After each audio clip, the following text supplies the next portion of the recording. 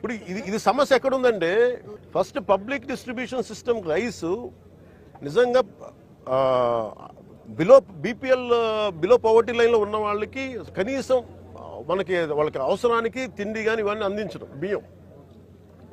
అలాగే రైతుకి వాళ్ళకి స్థిరీకరణ వాళ్ళకి స్టెబిలిటీ ఇవ్వడానికి గిట్టుబాటు ధర ఇవ్వడానికి ప్రభుత్వం కొనే విధానం ఇది. దీనిని దాదాపు 43 రూపాయలు ఖర్చు అవుతుంది, 43 రూపాయల 50 పైసలు ఖర్చు అవుతుంది ఒక్కొక్క కిలోకి. అది గవర్నమెంట్ సబ్సిడైజ్డ్ ప్రైస్ తోటి 2 రూపాయలు జీరో. మొన్నదాకా రూపాయి 2 రూపాయలు ఉంటే ఇప్పుడు అది కూడా పూర్తి జీరో. వీళ్ళు 1300 వ్యాన్లు ఏవో పెట్టేసి గత ప్రభుత్వం ఇదివరకన్నా వెళ్ళి రేషన్ షాప్ డీలర్ దగ్గరికి పంపించేవాళ్ళేమో, కానీ ఈ ప్రభుత్వం వచ్చాక ఇప్పుడు ఏమైపోయింది, ఆ రేషన్ డైరెక్ట్ వ్యాన్స్ హెస్ బికమ్ బస్తాలు వేసుకురావడం పంపించేయడం, ఆ లబ్ధిదారులకే 300 రూపాయలు ఇవ్వడం. ఇది ఏమైపోయింది, ఇది అందరికి ఒక ఆలవాలం అయిపోయింది, సోర్స్ ఆఫ్ ఇన్కమ్ అయిపోయింది. కొన్ని వేల కోట్లు దీని నుంచి వెళ్ళిపోతూ ఉన్నాయి. దారుణంగా ఆఫ్రికా దేశాల్లో దీన్ని 70 రూపాయలకి అమ్ముతారు. ఇందులో ఎవ్వరు చేసింది ఏం లేదు. 70 రూపాయలకి 73 రూపాయలకి అమ్ముతారు కేజీ. నాకు నిజంగా అనిపించింది ఏంటంటే నిజంగా మనం ఈరోజు ప్రధానమంత్రి గారు చేసే ఈ విదేశాంగ విధానంలో మనం 70 రూపాయలు కానీ ఆఫ్రికా దేశాలకి ఇవన్నీ మనకి ఇట్లాంటి తప్పులు జరగకుండా ఉంటే కనీసం 43 రూపాయలకి ఇస్తే మనం దేశ పరపతి పెరుగుద్ది. మనకి అన్యాయంగా అకారణంగా స్మగ్లర్ల చేతిలోకి వెళ్ళిపోతుంది. వీళ్ళకి ఎంత ధైర్యం అంటే వీళ్ళందరికీ కూర్చోబెట్టి కోర్టులకు వెళ్తారు. కోర్టులకు వెళ్ళి నా మీద ఒత్తిడి పెడతా ఉన్నారు.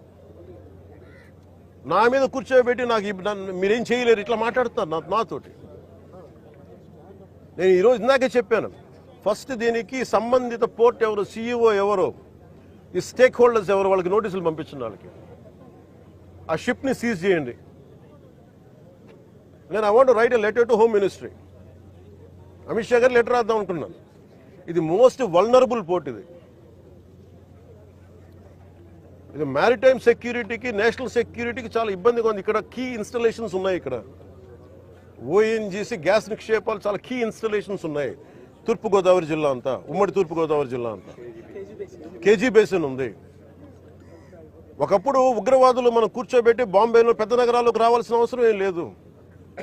హైదరాబాద్లో చూసాం, గోకుల్ చాట్ బండార్ లాంటి చోట కూడా వచ్చేసారు. ఇక్కడ వచ్చి ఒక 10 మంది ఉగ్రవాదులు వచ్చి ఎడాపెడిగా కాల్ చేస్తే దిక్కు లేదు. ఇక్కడ వాళ్ళు చనిపోవడానికి సిద్ధంగా ఉంటారు ఉగ్రవాదులు.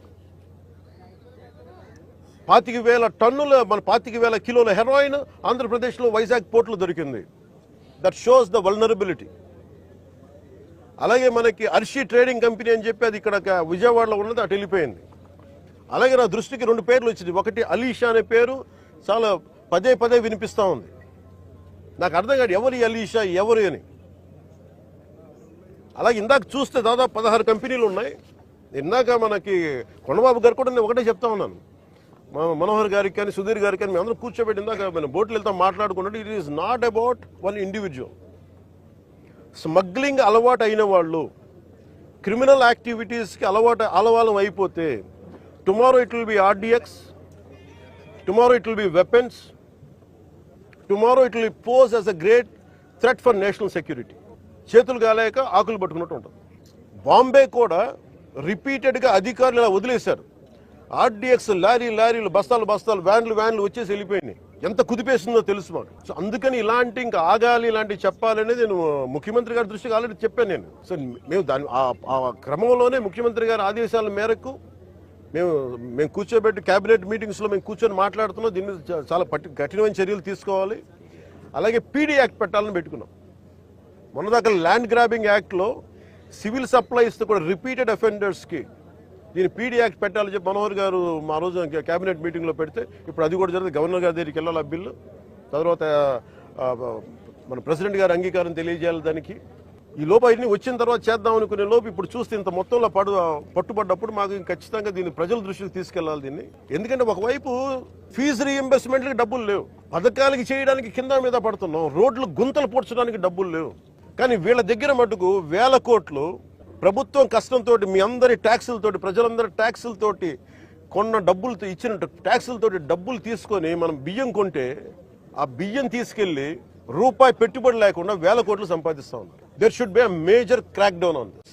దీనికి తన్న మన భేదం లేదు. దీనికి అధికారులు కాదు, పొలిటికల్ వ్యవస్థ కాదు, ఎవరైనా సరే ఇది చాలా స్టర్న్ యాక్షన్ అయితే తీసుకోవాలి. This will pose as a national. ఇట్లాగే వదిలేస్తే this port will become a menace for national security. గత ప్రభుత్వం నేను మొత్తుకుంటా ఉన్నాం, మేము ఇబ్బందిగా ఉంది మాట్లాడి. నేను నాకు ఎంత ఆశ్చర్యం, ఎంత డీప్ రూటెడ్ నెట్వర్క్ అంటే, నేను వస్తానంటే నన్ను ఇప్పటికీ 2 months నుంచి ఆపేశారు, నన్ను రానివ్వకుండా. ఉన్నత స్థాయి అధికారుల దగ్గర నుంచి లేదు సార్, అక్కడికి వెళ్తే కొంచెం ఇది అవుతుంది సార్, ఎందుకు సార్ ఇప్పుడు కాదు సార్, తర్వాత సార్, ఇప్పుడు యాక్షన్ తీసుకున్నాం సార్, రిపీటెడ్గా చెప్తా ఉన్నారు. నాకు నిన్న విసుగొచ్చి ఒకటే చెప్పాను, పోలీసు వస్తారా రండి, లేదంటే నేను కూర్చోబెట్టి నేను కారులో నేను వెళ్ళిపోతాను, అధికారులు నా పక్కన రాకపోయినా పర్లా. ఈ నిర్ణయం తీసుకొని ఇక్కడికి వచ్చింది. ఇది ప్రజలకు తెలియాలి. ఇది కొండబాబు గారు కానీ, నాదెండ్ల మనోహర్ గారు కానీ, మనకి జిల్లా వైపు నుంచి కానీ మేము పర్యటనలో మేము పదే చెప్పాం. తూర్పుగోదావరి జిల్లా నాయకులు కానీ, ఎమ్మెల్యేలు కానీ, we gave a word to people. మేము ప్రజలకు మాట ఇచ్చాం, పారదర్శకత చూపిస్తాం, ఇలాంటి అవినీతిని, ఇలాంటి స్మగ్లింగ్ని మేము అరికడతామని. ఆ దిశగా చర్యలు తీసుకోవడానికి మేము ముందుకెళ్తున్నాం. అందుకని మీ దృష్టికి తీసుకొచ్చి దీంట్లో మీరు మిగతా ఇన్ఫర్మేషన్ మీకు ఇస్తాం. అలాగే దీన్ని ఖచ్చితంగా హోమ్ మినిస్ట్రీ దృష్టికి అయితే తీసుకెళ్తాను. Andhra is major hub for ganja and మీకు డ్రగ్స్ అయిపోయింది. ఇక్కడి నుంచి ఎంత డ్రగ్స్ వెళ్ళిపోయినా కూడా మనకు తెలియదు. ఈ రోజున కళ్ళ ముందు మొత్తుకుంటున్నాయి. అదే అడిగాను అందాక మన సెక్యూరిటీ అధికారిని, నీ కళ్ళ ముందు మీకు ఇది కనిపిస్తూ ఉంది, tomorrow it could be weapons also కదా అన్నాను. దానికి మీరేం చర్యలు తీసుకున్నారు బీయింగ్ ప్రైవేట్ పోర్ట్ అంటే? పాప ఆయన ఏం చేస్తాడైనా, పిచ్చుకు మీద బ్రహ్మాస్త్రంలా ఉంటుంది.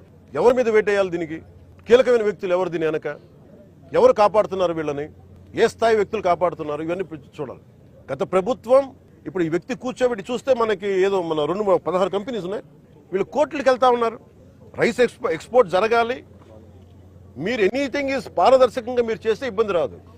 కానీ దీనిని అడ్డగోలుగా పెట్టుకొని ఈ ప్రభుత్వం ఏమి చేయదంటే మటుకు చాలా బలమైన చర్యలు